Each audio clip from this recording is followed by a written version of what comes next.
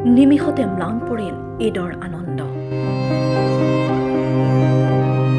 কেতিয়াও ভবা নাছিল পবিত্ৰ ঈদৰ আনন্দ উল্লাসৰ মাজতে ঘটিব এনে নহবলগীয়া ঘটনা। চকুৰ পচাৰতেই ধ্বংস হৈ গ'ল দুটাকৈ ঘৰ।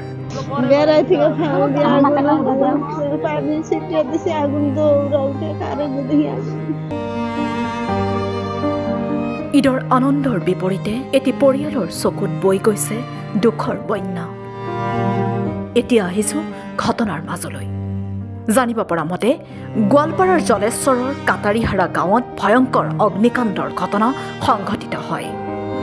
কাটাৰীহাৰা গাঁৱৰ আব্দুল আউৱাল নামৰ লোকজনৰ বাসগৃহত সংঘটিত হৈছে এক বিধ্বংসী অগ্নিকাণ্ড।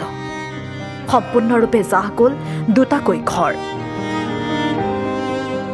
এখন গেলামালৰ দোকানৰ লগতে নগদ 1 লাখ টকা আৰু বহু গুৰুত্বপূৰ্ণ নথিপত্ৰ। অৱশ্যে স্থানীয় ৰাইজৰ তৎপৰতা জুই নিৰ্বাপন কৰিবলৈ সক্ষম হয়।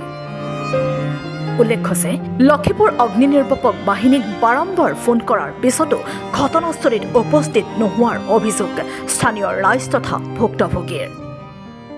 খবৰ দিছো, খবৰ কমচে কম মই নিজে ফোন কৰিছো 50 বাৰৰ নিচিনা যে এনেকা কথা। এতিয়ালৈকে আমাক কোনো হেৰি দিয়া নাই, এতিয়াও অহা নাই।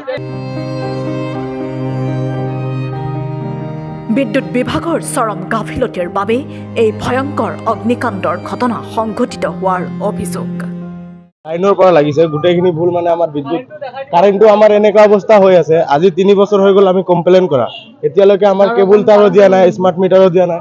আমি নিজে সেইটো বান্ধি থৈছো তাৰটো, এইটো খুলি দিলে মানে আমাৰ দুটা তাৰ একেলগে হৈ জুই লাগে। তো এতিয়া আমাৰ বিদ্যুৎ ডিপাৰ্টমেণ্টক এইটো আবেদন যে এইখিনি লাইন আমাক মানে সোনকালে ঠিক কৰি দিব লাগে। ঘৰ 2টা জ্বলিছে, বহুত 3টা ঘৰ জ্বলিছে, দোকান এটা জ্বলিছে। পবিত্ৰ ঈদ উল ফিতৰ দিনটোতে এতিয়া অগ্নিকাণ্ডত সৰ্বস্ত্ৰ হেৰুৱাই শোকত ভাঙি পৰিছে দৰিদ্ৰ আব্দুল আউৱালৰ পৰিয়াল। News desk report, nation any.